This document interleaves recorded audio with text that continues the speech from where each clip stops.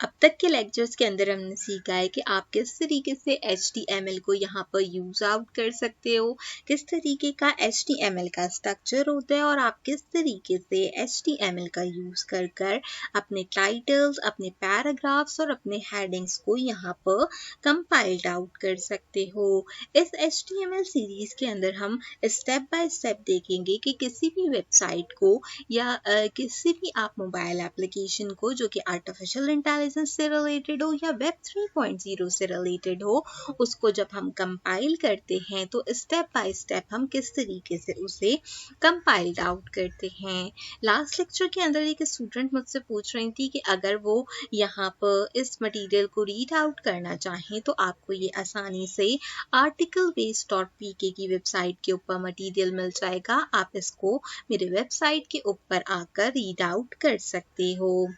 आज के लेक्चर में हम जो टॉपिक कवर करने जा रहे हैं वो है हमारे इमेजेस। आप जब भी किसी भी किस्म की मोबाइल एप्लीकेशन बनाओ या फिर आप किसी भी किस्म की वेबसाइट बनाओ तो हम में से ज़्यादातर लोग ये प्रेफर करते हैं कि हमारी वेबसाइट के ऊपर या तो वीडियो कंटेंट हो या फिर हमारी वेबसाइट के ऊपर इमेजेस हो, क्योंकि ज़्यादातर क्या रहता है कि अगर हम सिर्फ और सिर्फ कंटेंट प्रोवाइड आउट कर देते हैं तो आधे से ज़्यादा लोग तो कंटेंट को पढ़ना ही नहीं चाहते।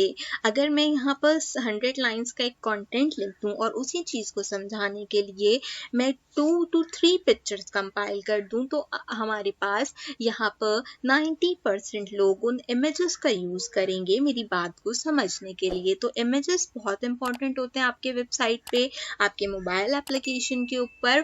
खास करके जब हम वेब डेवलपमेंट करते हैं तो इमेजेस का बहुत इंपॉर्टेंट रोल होता है। इमेजेस से क्या होता है कि इमेजेस आपकी वेबसाइट के ऊपर या आपके वेब डेवलपमेंट के लिए इतने इंपॉर्टेंट होते हैं कि अगर आपके इमेजेस प्रॉपर आपके वेबसाइट पे लोड नहीं होते तो आपका यूजर विद इन 2 सेकेंड आपकी वेबसाइट को छोड़कर चला जाता है। ये आप सबका अपना पर्सनल एक्सपीरियंस भी होगा कि अगर कोई वेबसाइट 2 to 3 सेकेंड में लोड नहीं होती तो हम में से आधे से ज़्यादा लोग उसको बैक कर देते हैं अनलेस वो हमारे लिए इम्पॉर्टेंट ना हो। आपको जो स्क्रीन पे वेबसाइट नज़र आ रही है आप देख सकते हो कि यहाँ पर 8 स्टिल इमेजेस हैं, एक स्लाइडर है और एक यहाँ पर जो है हमारे पास न्यूज़ बार चल रहा है। तो ये सब चीज़ें किस तरीके से इतनी प्रॉपरली HTML में डिस्क्राइब हुई हुई हैं, इतनी प्रॉपरली ये अपनी जगहों पे फिक्स आउट हैं, इनके अपने अपने लेआउट हैं जो कि फिक्स किए गए हैं जिसके अकॉर्डिंगली ये आपको यहाँ पर नज़र आ रही हैं। अगर ये सब चीज़ आप HTML में फिक्स नहीं करोगे तो आप लोगों के लिए आपके वेब डेवलपमेंट के अंदर प्रॉब्लम क्रिएट होती है। जब हम अपने वेबसाइट पे इमेजेस को इंस्टॉल्ड आउट करते हैं ना तो हमने इस चीज़ का ख्याल रखना होता है कि इमेजेस आपकी वेबसाइट पे भी अच्छे लगे और यही इमेजेस आपके अगर हम इसका मोबाइल वर्जन चेकआउट करें तो AMP के अकॉर्डिंगली ये वहाँ पर भी अच्छे लगने चाहिए, क्योंकि आपकी जितने भी यूजर्स होते हैं आपने देखा होगा वो ज़्यादातर आपके मोबाइल का यूज़ करते हैं, चाहे आपकी वेबसाइट कोई एक्सेस क्यों ना करना हो वो आपके मोबाइल का यूज़ करना ही प्रेफर करते हैं। तो आज हम सीखेंगे कि HTML इमेजेस टैग क्या होते हैं, लेकिन उससे पहले मैं आपको यहाँ पे दो बहुत इंपॉर्टेंट चीज़ें बताना चाहती हूँ इमेज टैग से रिलेटेड। इमेजेस आप किस किस कंडीशन में जनरेट कर सकते हो। एक तो आप पर्सनली अपने इमेजेस क्रिएट आउट कर सकते हो, एक इमेज आप किसी वेबसाइट से या गूगल के थ्रू कहीं से भी डाउनलोड कर सकते हो। एक सिनेरियो हमारे पास क्या होता है कि हमारे पास किसी भी वेबसाइट के ऊपर कोई इमेज हो और हम उसको जो है वो अपलोड आउट करना चाहें। मिसाल के तौर पर अगर हम यहाँ पर स्क्रॉल डाउन करके देखें तो अगर मुझे अपनी वेबसाइट के ऊपर ये गेमिंग AI डेवलपमेंट का इमेज अपलोड करना है, लेकिन मैं ये नहीं चाहती कि मैं इस इमेज को डाउनलोड करूँ, मैं इस इमेज को सेव करूँ, फिर मैं इसको अपने सर्वर पे अपलोड करूँ, फिर मैं इसको अपने वेबसाइट पे अपलोड करूँ। इतना पूरा प्रोसेस मैं नहीं करना चाहती। मैं चाहती हूँ कि सिर्फ एक अदद मेरा URL हो और उसके थ्रू ही मैं इस वेबसाइट से इमेज को कॉपी कर कर अपने वेबसाइट के ऊपर डिस्प्ले करूं। तो आप इस कंडीशन में भी इमेज को प्रोवाइड आउट कर सकते हो। आज के इस लेक्चर के अंदर हम दोनों चीज़ें देखेंगे कि आप किस तरीके से यहाँ पर खुद अपने स्पेसिफिक फोल्डर में डाउनलोड कर कर आपके जो इमेज होते हैं उनको HTML में अपलोड करते हो वेबसाइट के लिए, और अगर URL के थ्रू आपने अपलोड आउट करना है तो वो आप किस तरीके से अपलोड करते हो। हमने बेसिक HTML स्ट्रक्चर पढ़ा, HTML हेड, देन हमारे titles, then body and then HTML को एंड करना। आज हम अल्टर टैग्स और यहाँ पर आपके सोर्स कोड के बारे में बात करेंगे जो कि इमेजेस से रिलेटेड होते हैं। पहले बात करते हैं SRC यानी कि specific part two the image. अब ये पार्ट क्या हो सकता है, जिसमें मैंने आपको बताया कोई वेबसाइट हो सकती है, गूगल से डाउनलोड की हुई कोई पिक्चर हो सकती है, या फिर आपके पास स्पेसिफिक आपके किसी फोल्डर में रखी हुई पिक्चर हो सकती है। साथ ही साथ जो दूसरी कमांड हम यूज करते हैं वो हम का यूज करते हैं यहाँ पे अल्टर टैग की यानी कि ALT। इसका मतलब होता है कि हमारे पास ऑल्टरनेट टैग्स होता है ये हमारे इमेज का, कि अगर किसी रीजन की वजह से हमारा इमेज डिस्प्ले नहीं हो तो हमारे पास अल्टर टैग अवेलेबल हो। मिसाल के तौर पे हम यहाँ पे समझते हैं कि ये जो आपका आर्टिफिशियल इंटेलिजेंस का इमेज है, ठीक है, ये यहाँ पर लोड नहीं हो रहा, मेरी वेबसाइट लोड होने में टाइम ले रही है और यहाँ पर एक बिल्कुल वाइट कलर का ब्लैंक कैनवस आ रहा है। तो मुझे अपना माउस जब इसके ऊपर ड्रैग करना हो तो यहाँ पर gaming AI development free certification 35, this is the alter tag जो कि मैंने प्रोवाइड किया है यहाँ पर। अभी जब मैं आपको आगे बताऊंगी ना तो आपको मेरी क्लियर कॉन्सेप्ट होगा इस चीज से रिलेटेड। इसका मकसद ये है कि अगर ये थंबनेल शो नहीं हो रहा हो, ये इमेज शो नहीं हो रहा हो और मैं इसके प्लेस पे अपना माउस रखूं तो माउस मुझे बता सकता है कि यहाँ पर किस चीज की पिक्चर अपलोड की गई है, अनलेस मैंने अल्टर टैग को प्रोवाइड आउट किया हो। तो आज के इस कोर्स के अंदर हम अपने इमेजेस को देखेंगे एंड उनको कंपाइल्ड आउट करेंगे। सबसे पहला काम आपने क्या करना है, अपने नोटपैड को ओपन अप करना है, वहां पर एक फाइल को क्रिएट करना है। तो मैं आज यहाँ पर जो फाइल क्रिएट कर रही हूँ उसका नाम मैंने रखा है images in H। Image tag के प्रोग्राम लिखने के लिए हम दोबारा से अपने बेसिक स्ट्रक्चर से शुरू करेंगे, जिसके अंदर हम HTML देंगे, देन अपना हेडर देंगे, देन अपनी टाइटल देंगे जिसको मैंने दिया है एडिंग इमेजेस इन HTML, और अपने हेडिंग टैग को क्लोज कर कर अपने बॉडी टैग को ओपन करेंगे।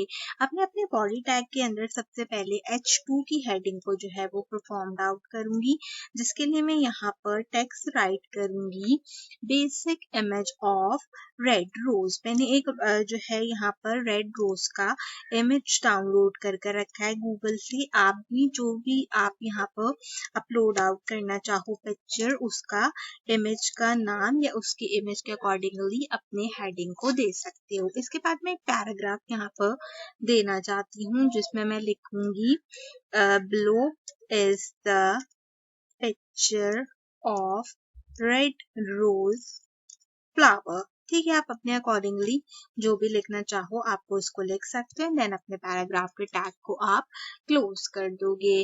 अब मैं आपको यहाँ पर सबसे पहले एक चीज बताना चाहती हूँ कि देखो मैंने इस रेड रोज इमेज को यहाँ पर सेव किया है जो कि मेरे इमेजेस के फोल्डर के अंदर अवेलेबल है, और यहाँ पर इसका जो एक्सटेंशन है वो है .jpg।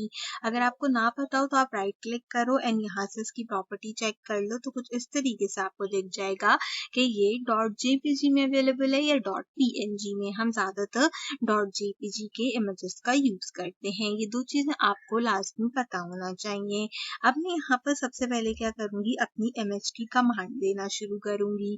इमेज की कमांड के लिए मैं img का यूज करूंगी, देन उसके बाद मैं एक सोर्स ऐड करूंगी जिसके आगे मैं इक्वल टू का साइन लगाकर दो इनवाइटेड कॉमास लगाऊंगी। इन इनवाइटेड कॉमास के अंदर मैं सबसे पहले अपने फोल्डर का नाम लिखूंगी, देन मैं बैक स्लैश दूंगी एंड देन हम जो हमारी यहाँ पर पिक्चर का नाम था, जैसे मेरी पिक्चर का नाम था रेड रोज .jpg, उसको यहाँ पे कंपाइल कर देंगे। तो मैंने क्या किया, सबसे पहले इमेज की कमांड लिखी, देन अपना सोर्स बताया जो कि img था, उसके बाद मैंने अपने फाइल का नाम बताया redrose.jpg। अब मैंने यहाँ पर अपने सोर्स तो बता दिया, अब मैं चाहती हूँ कि एक अल्टर टैग भी दूँ, उसके लिए मैं alt की कमांड यूज करूंगी और यहाँ पर इसमें अल्टर टैग दे दूंगी फ्लावर। आपका जो भी अल्टर टैग हो आप अपने अकॉर्डिंगली उसको कंपाइल कर सकते हो। तो इस तरीके से मैंने यहाँ पर इसको परफॉर्म्ड आउट कर दिया है। इसको कंट्रोल एस कर सकते हैं, या फिर आपको प्रीवियस क्लास में सिखाया था कि HTML में किस तरीके से सेव करते हैं, तो आप सेम उसी तरीके से जो है वो अपनी फाइल को सेव कर लोगे। तो अब आप देखो यहाँ पर मेरे पास इमेज टैग के नाम से मेरी HTML की फाइल जो है वो कंपाइल्ड आउट हो गई है क्रोम की। अब मैं इसको डबल क्लिक कर कर ओपन करती हूँ तो यहाँ पर आप देखो कि मेरा बेसिक जो इमेज था उसकी सबसे पहले H2 की हेडिंग आ गई है, देन जो मैंने पैराग्राफ लिखा था वो आ रहा है, और अगर स्क्रॉल डाउन करूँ तो यहाँ पर मेरे पास रेड रोज का इमेज आ रहा है। अब यहाँ पर क्या चीज़ है, रेड रोज का इमेज तो मेरे पास आ रहा है। अगर मैं इस पे यहाँ पर रखती हूँ माउस कर्सर तो अभी फिलहाल के लिए ये मुझे यहाँ पर इसका अल्टरनेटिव फ्लावर नहीं बता रही, ठीक है। अभी मैं क्या करती हूँ, अब मैं आपको बताऊंगी कि अगर मुझे इसकी विड्थ और हाइट देनी हो तो मैं इसकी विड्थ और हाइट यहाँ पर किस तरीके से दे सकती हूँ। तो विड्थ हाइट देने के लिए मैं क्या करूंगी, यहाँ पे इसकी लिखती हूँ मैं विड्थ मैं इसकी बता देती हूँ। यहाँ पर हम कितनी विड्थ बता देते हैं, विड्थ में इसकी 100 बता देती हूँ, और इसी तरीके से हम यहाँ पर इसकी हाइट देंगे जो कि मैं यहाँ पर बता देती हूँ अपने अप्रोक्सीमेटली 200, ठीक है।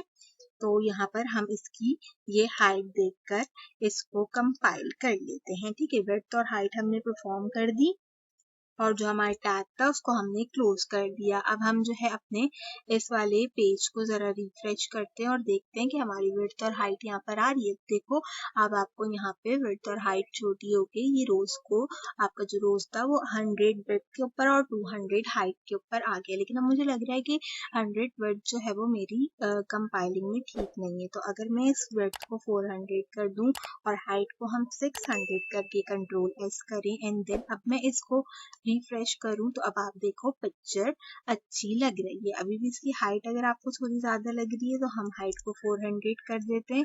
400 करना है हाइट को आपने यहाँ पर इस तरीके से, और इससे अब हम जरा रिफ्रेश करते हैं अंटिल हमारी हाइट मैच ना कर जाए। अब हाइट तो सही लग रही है लेकिन विड्थ में देखो तो विड्थ खराब लग रही है, तो अब विड्थ और तुम थोड़ी सी कम कर सकते हो। अगर मैं 300 करके इसको सेव कर दूं तो अनलेस तुमने ये तब तक करना है जब तक इस तरीके से एक प्रॉपर इमेज तुम्हारे पास नहीं आ जाए।